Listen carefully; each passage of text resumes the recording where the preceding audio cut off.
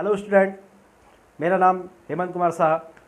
पाई Mathematica classes आपके सामने लेकर आया हूँ और आप लोगों को मैथ्स से रिलेटेड कोई कंसेप्ट, फिज़िक्स से रिलेटेड कोई कंसेप्ट या सिलेबस का कोई कंसेप्ट की कोई प्रॉब्लम होती है तो आपके लिए वीडियो बनाई गई है। आप इसको देखिए, ज़्यादा से ज़्यादा सब्सक्राइब करें, ज़्यादा से ज़्यादा लाइक करें, ज़्यादा से ज़्यादा शेयर करें। और ये जो आपके पैटर्न की तैयारी है, सिलेबस की तैयारी है, एनसीईआरटी दैट इज जिसको हम यूके बोर्ड बोलते हैं, CBSE board, NEET exam, JEE mains, IIT, सब में काम आने वाला है। सब में काम आपके आएगा। और आपको कहीं भी प्रॉब्लम होती है, कोई भी टॉपिक में प्रॉब्लम होती है तो आप उसको कमेंट बॉक्स पे लिखें और मैं उम्मीद करता हूं कि मैं उसे आपको पूरी तरह से सेटिस्फाइड कराने की पूर्ण रूप से कोशिश करूंगा। और थैंक यू। ठीक है, तो ऑल स्टूडेंट आप इधर देखिए। आज जो हमारा टॉपिक आने वाला है बड़ा सिंपल है, बड़ा इजी है, पर आपको देखना पड़ेगा। टॉपिक है वैद्युत धारा, इलेक्ट्रिक करंट। इलेक्ट्रिक करंट, वैद्युत धारा, इलेक्ट्रिक करंट। तो देखिए, बड़ा इजी क्वेश्चन है। क्लास 10th में हमने इसको पढ़ा था और क्लास 12th में भी हम इसको पढ़ेंगे।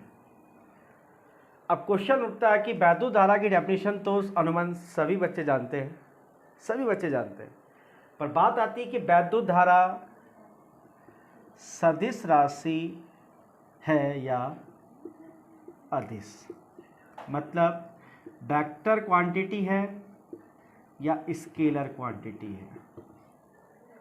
अब कई बच्चों का सवाल होता है, सर सदिश कहा जाता है जब जिसमें दिशा और परिमाण हो, इसे कहते हैं सदिश राशि। अदिश राशि जिसमें केवल परिमाण होता है, दिशा नहीं होती, दिशा नहीं होती। अब मुझे बताइए कि वैद्युत धारा, इलेक्ट्रिक करंट सदिश है या अदिश। तो कई बच्चों को बहुत कन्फ्यूजन रहता है कि सर ये सदिश राशि, क्योंकि धारा है तो धारा का कुछ ना कुछ परिमाण होगा, मतलब 5 एम्पियर, 2 एम्पियर, 3 एम्पियर, कुछ ना कुछ परिमाण मतलब वैल्यू होगी। परिमाण मतलब मैग्नीट्यूड, वैल्यू। और सर दिशा भी होती है धारा की। हाँ, दिशा भी होती है। आपको पता है दिशा क्या होती है? इलेक्ट्रॉन जिस दिशा में मूव करते हैं उसके अपोजिट डायरेक्शन में करंट का फ्लो होता है, ये सभी लोग जानते हैं। तो आपके हिसाब से कौन सी राशि हुई? सदिश, क्योंकि करंट में दिशा भी है, परिमाण भी है। तो आपके दिमाग में आ रहा होगा कि सदिश राशि हुई, पर बच्चों ये गलत है। आपका वैद्युत धारा अदिश राशि है और यही आज हम जानने वाले हैं कि वैद्युत धारा अदिश राशि क्यों है। देखिए, आप लोग क्लास 11th में पढ़े होंगे सदिश का के बारे में। सदिश में पहली चीज आपको होती है कि दिशा होनी चाहिए, दूसरा परिमाण होना चाहिए। पर एक चीज आपने शायद ना पढ़ा हो, आज सुन लो। एक कंडीशन और होती है सदिश के लिए, एक कंडीशन और होती है सदिश के लिए। वो थर्ड कंडीशन है सदिश योग का नियम। सदिश योग का नियम। सर ये सदिश योग का नियम क्या होता है? चलिए, अगर ये 3 कंडीशन फॉलो हो जाती हैं तो वो सदिश राशि होती है। और सर 2 कंडीशन फॉलो हुई, एक कंडीशन फॉलो नहीं हुई, तो दैट इज ये सदिश राशि नहीं। ऐसी करंट के साथ भी होता है। क्या होता है देखिए, मान लीजिएगा आप वायर लीजिए, वायर में आप करंट दे रहे हैं 5 एम्पियर सपोज, ठीक है। आपने इससे एक वायर और कनेक्ट कर दिया और इससे भी एक वायर और कनेक्ट कर दिया, तो 5 एम्पियर में से मान लीजिए 3 एम्पियर इस वायर में गई और 2 एम्पियर इस वायर में गई, ठीक है। अब देखो सदिश नियम फिर से बताते हैं। आपको कोई वस्तु दी है, आप इस पर इधर की ओर फोर्स लगाओ और इधर की ओर फोर्स लगाओ, तो बताओ इनका योग कितना होगा।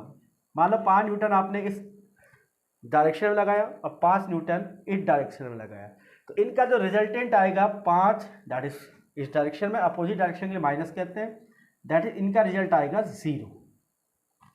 यह है सदिश योग का नियम। कि आपका परिमाण कितना हो जाना चाहिए, 0 हो जाना चाहिए। मेरी बात समझ पा रहे हो? अब करंट के साथ क्या सीन हो रहा देखो, 5 एम्पियर गई, इधर गई 3 एम्पियर, इधर गई 2 एम्पियर। क्या ये दोनों परिमाण निकालना चाहें तो क्या ये दोनों एक दूसरे को खत्म कर देंगे? क्या हमको परिमाण 0 मिलेगा? नहीं मिलेगा ना 0। क्या हम परिमाण 0 मिलके इन वायरों में करंट फ्लो नहीं होगी? ऐसा तो नहीं है। तो कहने का मतलब करंट ने सदिश योग का नियम फॉलो नहीं किया। देखिए आपको सदिश योग का नियम क्या बताया कि परिमाण हो जाने चाहिए 0। यहाँ 2 गई, यहाँ 3, नहीं है परिमाण 0। अगर आप परिमाण निकालोगे तो 0 आएगा ही नहीं। तो कहने का मतलब करंट ने दिशा तो है, परिमाण तो है, पर सदिश योग का नियम फॉलो नहीं किया। और सदिश योग का नियम फॉलो नहीं किया तो कहने के मतलब इसने, करंट ने 2 पॉस्टुलेट तो फॉलो किए पर तीसरा फॉलो नहीं किया, इसलिए ये सदिश राशि नहीं है, केवल अदिश राशि। फिर से समझाता हूँ, आराम समझो, कोई प्रॉब्लम नहीं, फिर से समझाए। सदिश के लिए 3 चीज़ों का होना बहुत जरूरी है, दिशा, परिमाण और सदिश योग का नियम। आपको मैंने सदिश योग का नियम बताया, आप 5 न्यूटन इस वस्तु पे इधर बल लगाएंगे, 5 न्यूटन इधर लगाएंगे, तो पहले मुझे बताओ ये वस्तु अपनी जगह से हिलेगी? नहीं, क्योंकि आप बराबर फोर्स लगा रहे हैं। तो परिमाण जब देखा जाएगा, सदिश योग का नियम कहते हैं इसे, तो 5 इधर गया, 5 नेगेटिव में आया, दैट इज 0, परिमाण 0 हो गया। वायर में ऐसा नहीं होगा, आपने 5 एम्पियर करंट दी, 2 तार जोड़े आपने, एक तार में 3 एम्पियर गई, एक तार में 2 एम्पियर, क्या ऐसा होगा कि ये 3 एम्पियर 2 एम्पियर 0 हो जाएंगे? इनका परिमाण नहीं होगा ना। सदिश योग का नियम फॉलो ही नहीं किया उन्होंने, जबकि क्या है सदिश के लिए तीनों चीज फॉलो होनी चाहिए, पर इसने सदिश योग का नियम फॉलो ही नहीं किया, फॉलो ही नहीं किया।